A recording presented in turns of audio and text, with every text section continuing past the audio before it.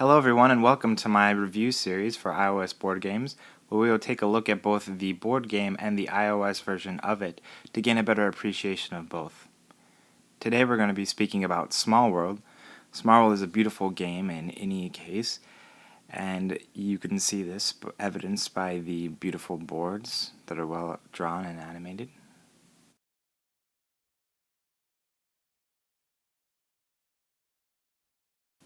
Small World also comes with dozens of cardboard pieces of varying shapes and sizes that make the game really tactile and cool. To play Small World, you begin by selecting a board of the appropriate size for the number of players playing. Next comes one of my favorite parts of Small World, where you get to select your race. In Small World, there are several races to choose from, each with their own special ability, and then they are paired with an additional special ability, and there are several of those to choose from as well, so each game is different. You simply lay out several races and then pair an ability with them. You also will gain the number of tokens shown on the numbers of the race and its ability. So then you simply pull your race tokens from the box and count out the appropriate number. Small World is a game of world conquest like Risk. However, in Small World, you only get the troops that you start with and never receive reinforcements. To begin your conquering, you start from one of the edges of the board. Small World is a game of simple numbers, so to conquer an empty region, you need 2 cardboard pieces. To conquer an occupied region, you will need 2 cardboard pieces, plus 1 piece for each unit or piece of cardboard in that region. So in this example, to conquer one of the neighboring regions, I would need 3 units. As you conquer, your army will become spread out and thin, and your enemies will sometimes come and conquer them. However, in Small World, when your army dwindles, you can grab a new one from the box by taking a turn, and on the next turn, you can begin your conquest again. Small World is played in a set number of rounds, ranging from 8 to 10, depending on the number of players. Each turn, players earn coins based on the number of regions they control, and the player with the most coins at the end of the game is declared the winner.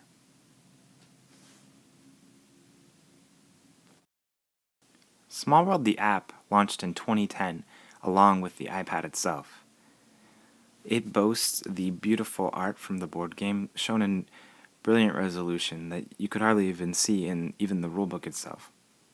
It pairs this with intuitive and gorgeous menu design that is seen throughout the app. On the game creation screen, players can change the options between human and AI players and can also set the name of the human players.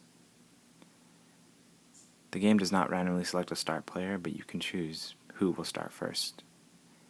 Also, there's a tutorial that can be toggled on and off, and starts toggled on. The race selection screen is very well laid out and shows you all of the possibilities as well as what both the races and the special abilities do for each combination. As you select down the list, it automatically applies the gold that you will have to pay to pick the lower races on the list. The controls in Small World are fairly intuitive. To conquer a region, you simply drag a token onto the region, and the game will show you which regions you can and cannot conquer. When you conquer a region, the appropriate number of tokens are automatically placed, and the game tells you how many tokens you have remaining. The app does not include a lot of fail-safes. For example, you can not go back once you've deployed a unit and put your race into decline. Also, if you forget to use a special ability that must be activated by the player, you do not have an opportunity to go back and do that. So, in many senses, it is unforgiving, but it is also true to the board game. It is meant to be played in tablet play with the device laid between the players, and so even with the AI plays from the other side, and all their information is oriented towards the other side of the tablet. I find that the AI plays well and is challenging, and as you will see later on, beats me most of the time. Small World wisely will save a game in progress and allow you to resume it at a later point. And though it does lack online multiplayer that has been semi-promised from Days of Wonder, it does include a local leaderboard, which as you can see is currently dominated by the computer. Apart from this leaderboard, It also includes a built-in rules reference that includes most of the rules from the game, but saves all the rules of the different races and their special abilities for access inside the game. I found these rules helpful, but if you are familiar with the game, the in-game prompts should be enough. As with other Days of Wonder apps, this app includes a link directly to the Days of Wonder website where you can purchase the board game. Both versions of the game work well in different situations, and the iOS version allows solo play at almost any time. Also, it may be preferable to play the iOS version with 2 players because cleanup and setup is so quick. It also solves the problem of getting those pesky race tokens out of that lovingly designed yet poorly functioning race token holder. Ta-da! Yeah!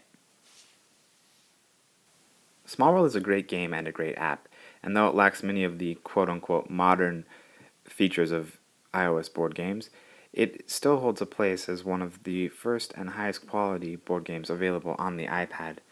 It really proved to the world, and not just to our hobby, that board games can work on this platform.